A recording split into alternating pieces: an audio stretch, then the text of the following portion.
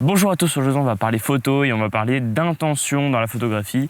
On va essayer de se poser la question de qu'est-ce qu'on veut raconter, qu'est-ce qu'on veut dire, qu'est-ce qu'on veut créer. Donc je vais vraiment parler de mon expérience personnelle dans la photo, de ce que moi j'ai envie de faire, de ce que moi j'ai envie de raconter, de l'intention que j'ai envie de donner dans les photos. Bref, c'est parti.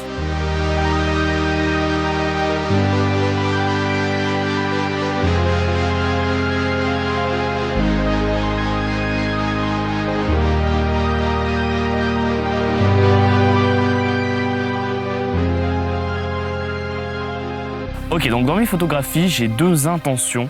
Quand je fais des photos, il y a deux types de photos que je fais. Donc je vais commencer par la première intention et pour moi c'est l'intention du réalisme. En gros avec le réalisme, c'est juste faire des photos pour essayer de retranscrire le moment présent, d'essayer vraiment de montrer comment une scène se passe à un moment précis. Donc par exemple avec mes photos de lever de soleil sur la montagne, ce que j'essaie de retranscrire c'est le moment, c'est-à-dire que j'ai un personnage donc qui est sur la montagne avec le lever de soleil et ce que je prends en photo c'est l'instant quoi, c'est moi le jeune randonneur en train d'observer le lever de soleil sur la montagne et ces photos-là, elles sont vraiment là pour déjà montrer ce que moi je vis, c'est-à-dire que je suis sur la montagne, je vois le lever de soleil, c'est magnifique, donc j'essaye de retranscrire ça en photo. Et puis aussi, elles sont là en termes de souvenirs. Moi, quand je vais regarder ces photos plus tard, ça va surtout être des souvenirs, des bons moments. Je pourrais me rappeler de ce que je vivais quand je montais sur la montagne à 5 h du matin, que je voyais le lever de soleil, bref.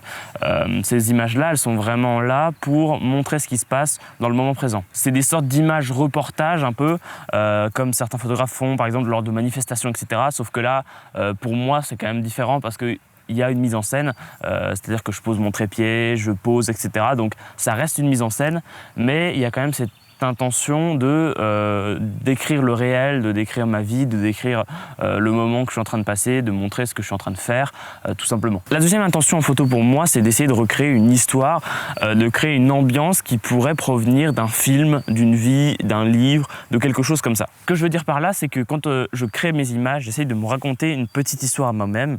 Il y a toujours dans mes images un personnage, un sujet, et j'essaye dans ma tête d'imaginer une mini-histoire, un mini-enjeu pour ce personnage-là dans l'action au moment où je prends la photo. Et ce que j'aime bien, moi, c'est quand les gens me disent « Ah, c'est cool tes photos, on dirait qu'elles sont tirées d'un film ».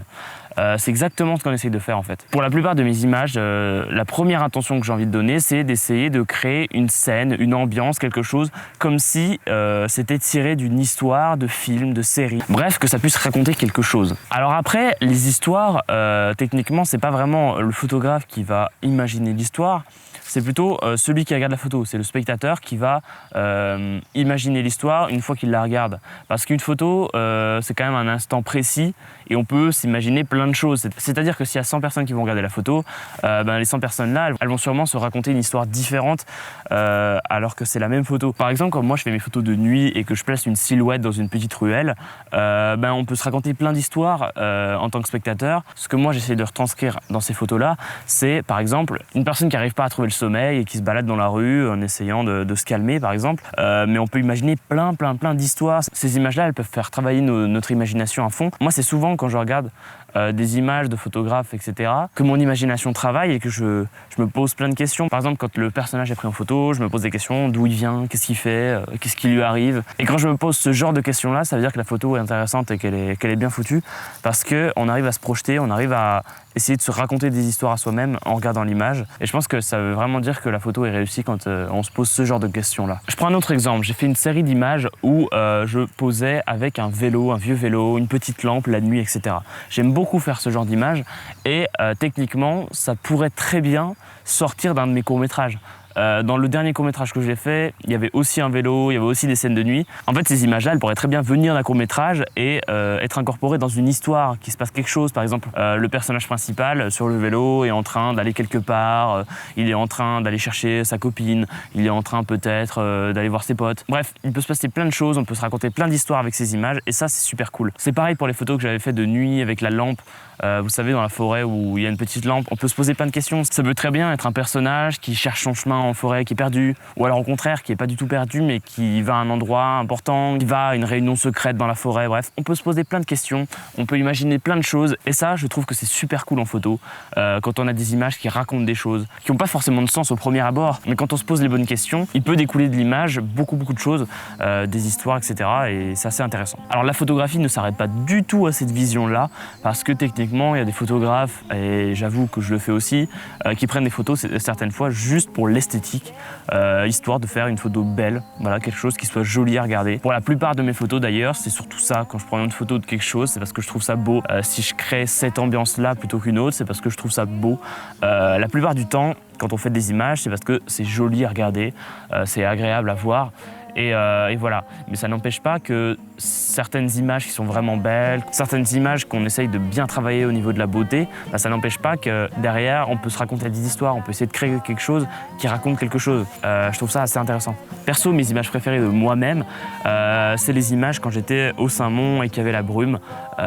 J'en ai imprimé pas mal et je sais que c'est sur Instagram celles qui me plaisent le plus. Elles sont beaucoup repost par certains comptes, il y a beaucoup de likes et c'est vrai que ces photos elles sont vraiment cool parce que déjà de 1, il y a une esthétique assez sympa, mais on peut aussi se raconter des histoires à partir de ça. On peut très bien, à partir de ces images, moi en tant que réalisateur, créer un petit court-métrage en mode mystérieux à partir de ces images-là. Et le truc qui est cool, c'est que moi, je mixe les deux, c'est-à-dire que en ce moment, je suis à fond photographie, mais je fais aussi des courts-métrages, j'imagine aussi des scénarios, je crée aussi de la fiction. Et quand on fait les deux, bah, c'est assez intéressant parce que des fois, à partir de photographie, on peut très bien avoir des idées de courts-métrages. Et des fois, à partir de courts-métrages, on peut très bien avoir des idées de photographie. C'est un peu ce qu'on a fait dans la dernière vidéo avec Zoé, où on a utilisé des scènes de séries Netflix, pour recréer des photos. Parce que esthétiquement, c'est joli et ça peut raconter des choses. Bref, voilà, j'espère que cette vidéo où on parle un peu photo en mode détente t'aura plu. J'avais envie de parler photo, d'essayer de raconter 2-3 trucs. J'ai sûrement oublié plein de points sur la photographie parce que la photographie, ça se résume vraiment pas à ce que je fais moi. Il y a tellement de domaines en photo que... Et moi, je parle que de ce que je connais en fait. Il y a sûrement plein d'autres trucs en photo qu'on pourrait dire. En tout cas, si tu t'es retrouvé dans cette vision de la photo, tu peux mettre en commentaire ce que tu ressens par rapport à ça. Et si au contraire, tu fais de la photo mais pas du tout pour ces mêmes raisons, que ce soit ni le réalisme, ni raconter d'histoire, ni créer d'atmosphère, ni esthétique, ben, essaye de me partager en commentaire, toi, ta vision de la photo. Je pense que ça peut être super intéressant. Bref, si vous avez aimé la vidéo, vous pouvez la partager, la liker. Merci à tous ceux qui partagent des photos sur Instagram. Encore une fois, à chaque fois que je publie, il y a des gens qui partagent dans les stories et ça, c'est franchement cool. Donc n'hésitez pas, si vous aimez mes photos, partagez-les dans vos stories, ça aide à fond. Merci beaucoup d'avoir regardé. On se retrouve bientôt dans une prochaine vidéo. Allez, salut!